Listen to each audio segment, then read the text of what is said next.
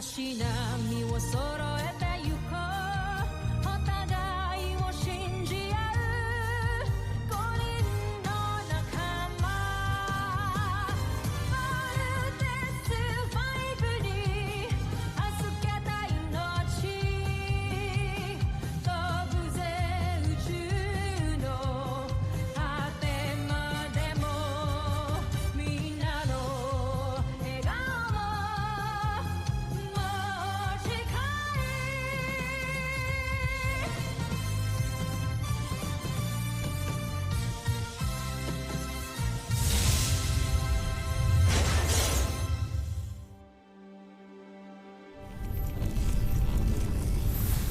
Paraan, Voltes 5 Legacy.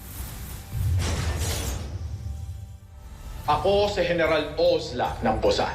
Gusto ko lang ipaalam sa inyo na ako ang wawasa kay Voltes 5 at mapapasailalim ang mundo ninyo sa Busan.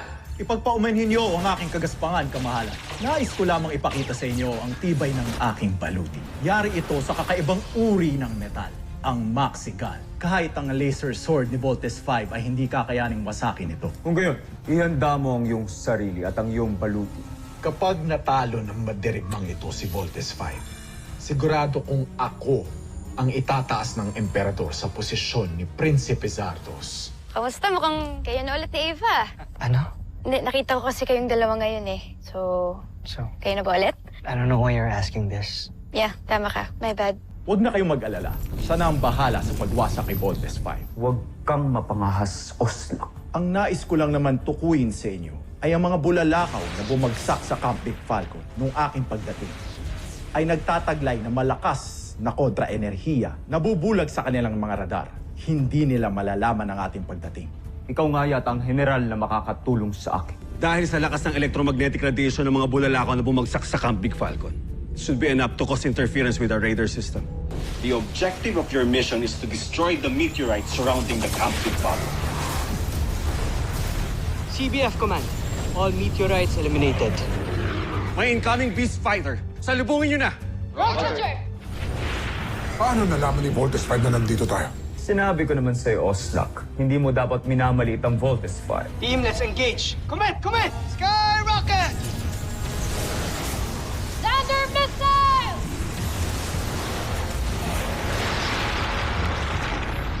Magklase ah. Hindi man lang nagalusan yun. Kuya, ba't di pa tayo mag-vote-in? Okay, Big Bird. Team, be together now.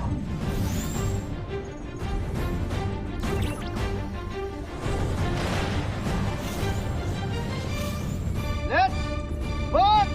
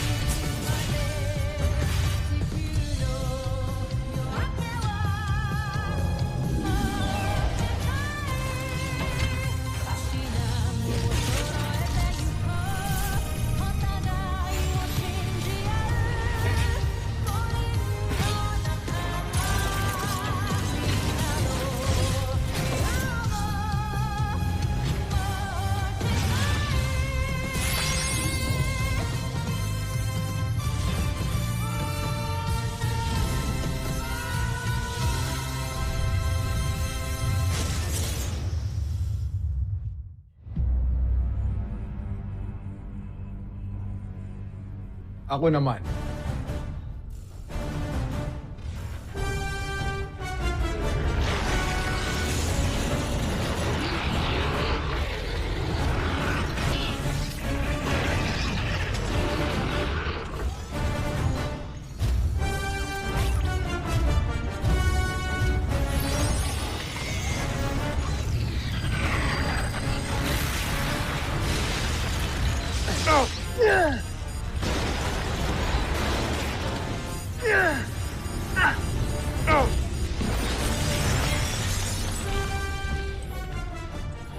Kuya Steve, ihawi na natin tong isdang to. Weapon recommendation, Grand Fire! Roger that. Grand fire!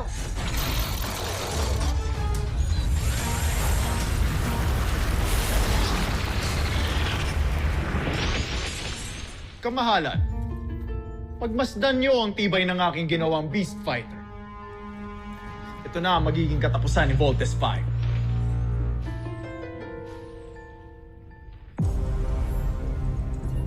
Tingnan natin kung hindi ka masaktan dito. Mark! You have the con. Ultra electromagnetic whip!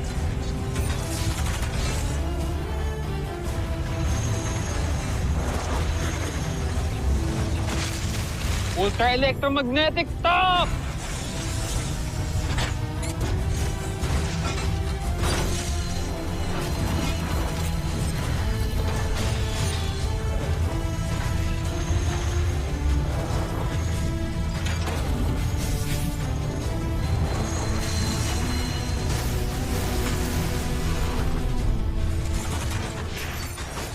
Tibay talaga ng sangto. Wala pa rin nangyari sa kanya, oh! Anong meron sa Beast Fighter na yan? Di man na siya nagalusan?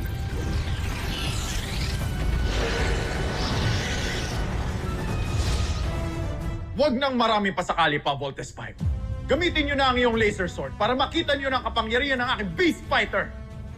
Big Bird, ibas mo na yung ultimate weapon natin. Tingnan natin kung hindi ka masasaktan dito. Laser sword!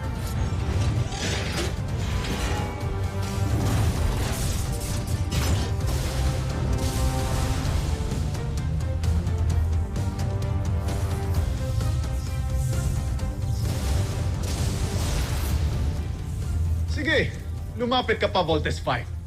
Katapusan mo na.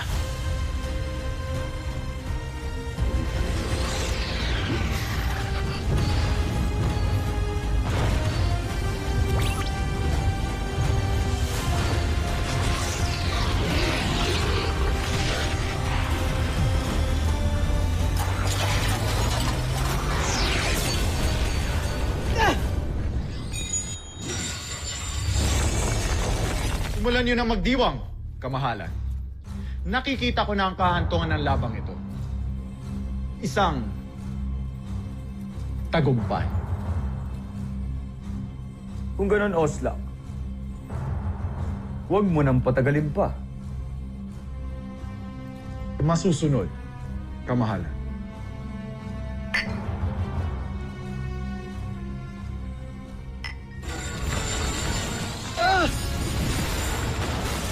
Kuya! Ang laser sword! Ano nangyari? Di pa rin siya nagagalusan kahit nag-laser sword ng gamit natin? Ano nang gagawin natin ngayon?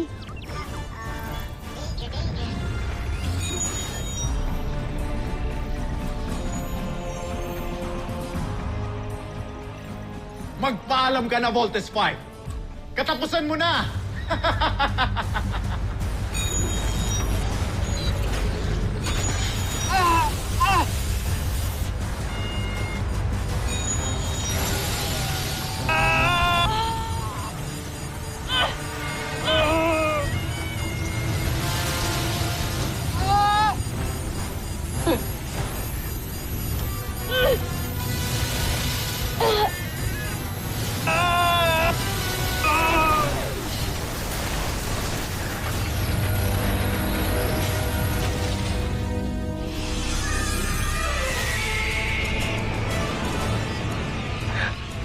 Ano yun?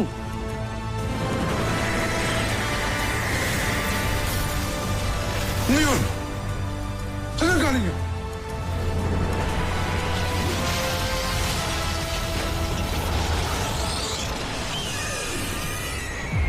Draco! Ano nangyari? Bakit akong sinisisi mo? Maging ako'y nagulat. Sinong gumawa nun sa akin, Beast Fighter? Where did that come from? Sino yung tumulong sa atin? Steve, focus muna sa kalaban. Tignan mo. Sabi ng sensors ko, humihina na ang energy levels niya. Now's our chance na tapusin siya, guys. Let's go! Alright, team.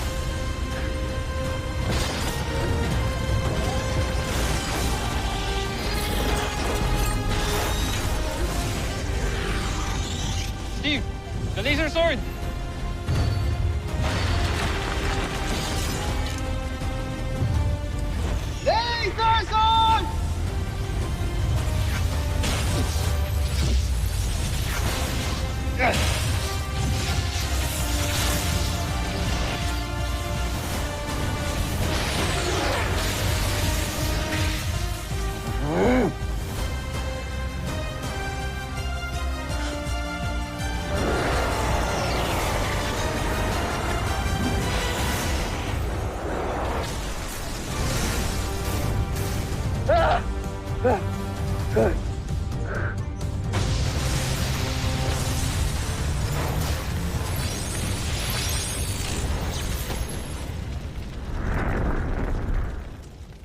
Anong bagay na yun ang tumulong kay Voltes 5? Mukhang nakahanap ito ng bagong kakampi.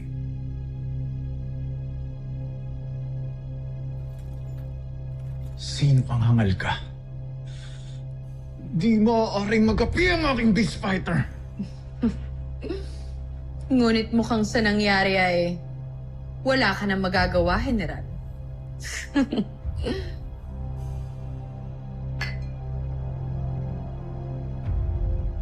Ano? Magaling na General Oslak. Masa na sinasabi mong tagumpay na yun? Util.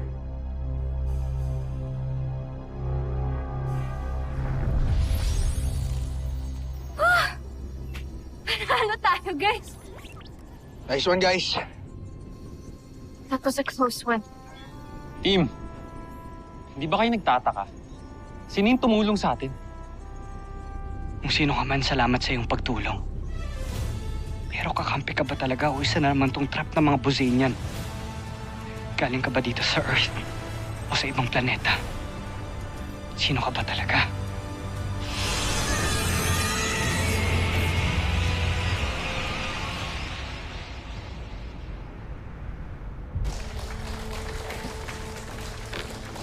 Thank you.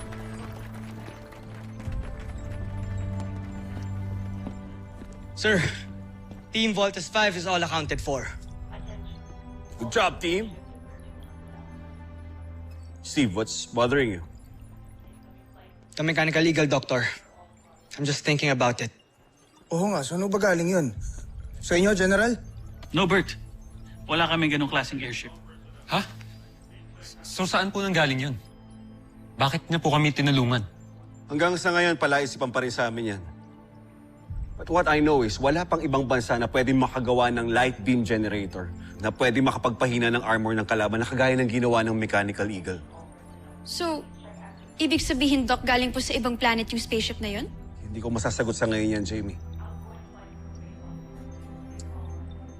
Pero ang ginawang pagtulong ng Mechanical Eagle sa Voltes 5 ay nangangahulugan lamang that there are other species and alien races in the universe that, like us, believe in peace.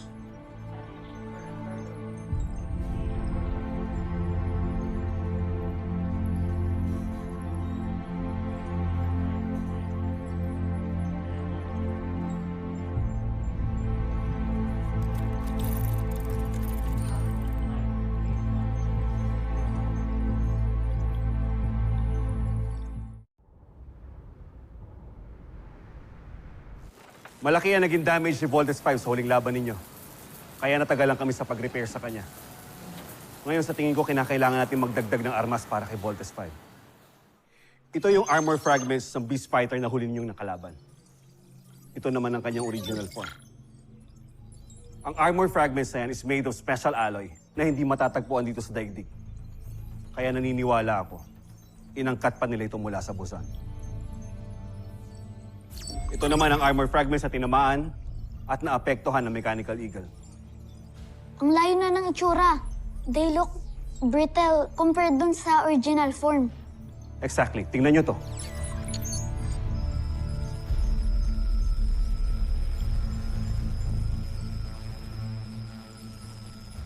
Hindi man lang tinablan, no?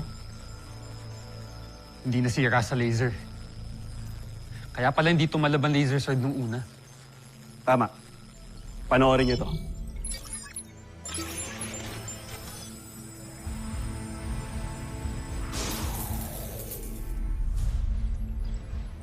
kind of laser is that, Dr. Hook? The same kind that the Mechanical Eagle used. Now, I replicated it and made it into ultra-electromagnetic beast cannon. Our engineers are setting it up inside Voltes 5 as we speak. Bagong armas. Mukhang mas magiging astig si Voltes 5. Yes. But we are having a problem. We're having a hard time mounting the beast cannon inside Voltes 5. Kulang na kulang sa energy to power it. Ha? Sa laking yun ni Voltes 5? Eh bakit yung maliit na Mechanical Eagle kayang kumarga ng ganong klaseng laser power? Well, obviously, may kakaibang technology ang Mechanical Eagle. No, during the demonstration, I used the reserve power of the entire Camp Big Falcon. At halos maubos yun. Ganun kalaking energy ang kinakailangan. Then paano natin matatalo yung mga susunod nating kalaban, Dr. Hook? Sa kidlat.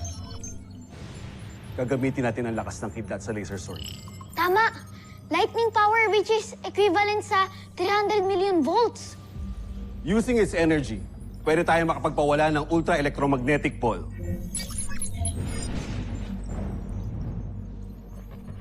Ultra-electromagnetic ball. Ibig sabihin po ba dapat mas malaki ang ilalagay na electrical system kay Voltes 5 para sa ultra-electromagnetic ball? Matalino ka talaga, Little John.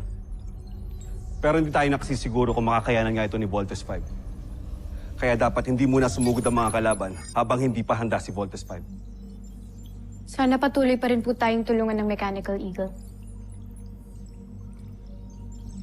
Alam niyo, iniisip ko po, paano po kaya ko si Dr. Ned Armstrong yung pilot ng Mechanical Eagle?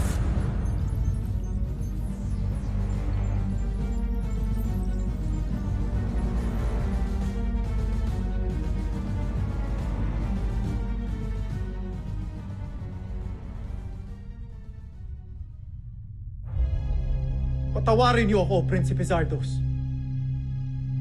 Napag-utusan lamang ako ng Emperador na gumawa ng isang beast fighter na tatalo kay Voltes 5. Kung magtatagumpay, ako sana ang ihirangin iyong kapalit.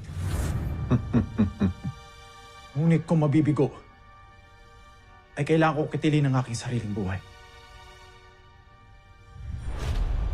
Ayoko pang mamatay. Ang ambisyong mong palitan ng posisyon ng aking prinsipe ang papatay sa'yo! Napasdangan ka!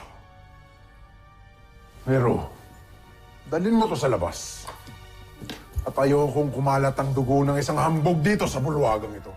Patawarin niyo ako! Joffrey! Sandali!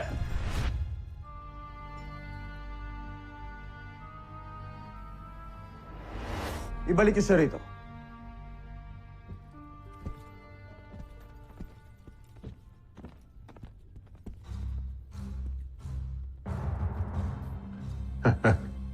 Mukhang si Joffrey natapos sa ambong na ko.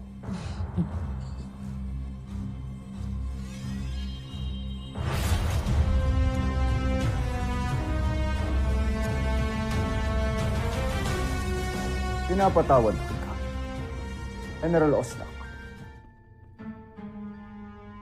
Sa isang kondisyon. Gagamitin mo ang lahat ng iyong nalalaman para magtagumpay tayo. Sandra, Draco, tigilan niyo muna ang hindi niyo pagkakaunawaan. Kailangan natin magtulungan para madaig si Voltes 5. Maaasahan ko ba kayo? Makaasa kayo, Joffrey. Umala.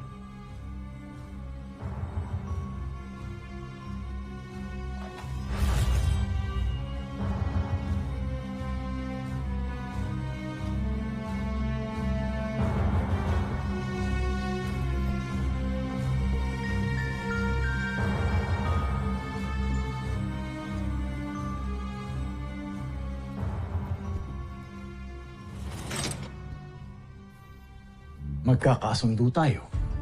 Tama?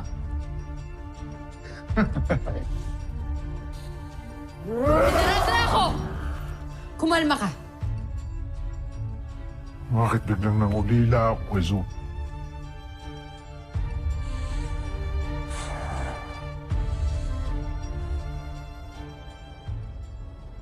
So, free ka tonight? Jamie, anong ginagawa mo dito? Are you spying on me and Steve again? And why should I do that, Eva? Alam mo, I don't care maski pag-date pa kayo. Lalong-lalo na ngayon na may boyfriend na ako.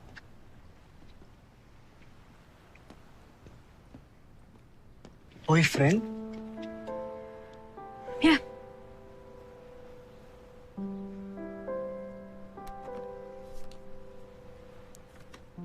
Kami na ni Mark.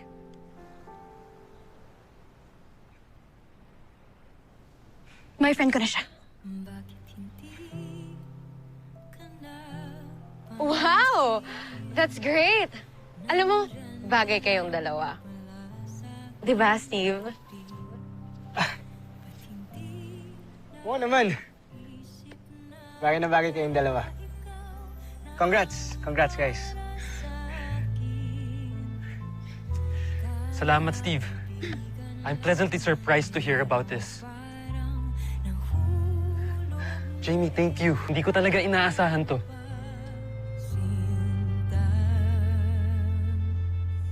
Aww.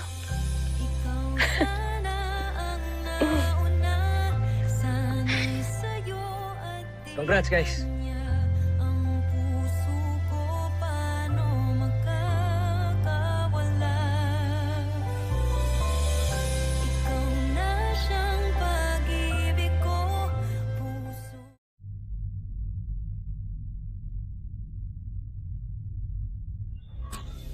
Pagmasdan nyo ang disenyo ng aking Peace Fighter.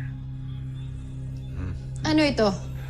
Ang buong akala ko, si General Zul lang ang marunong magpatawa.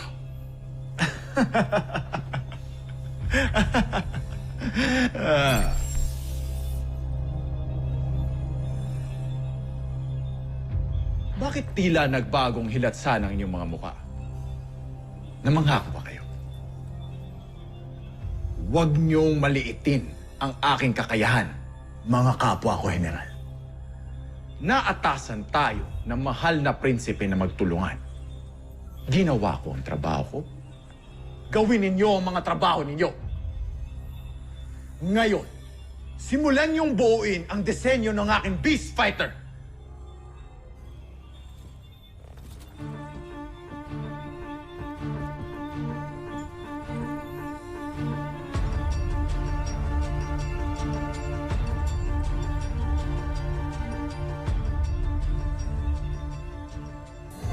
Susunod sa Voltes 5 Legacy.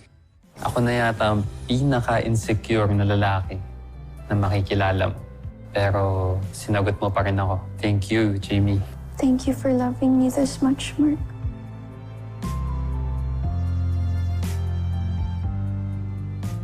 Sobrang mahal kita, Jamie. Kabahalan, kinalulugod namin ipakilala sa inyo si Dressler. Pinasaya ninyo ko ngayon. Sigurado kong luluha ng dugo ang Voltes 5 sa susunod na laban.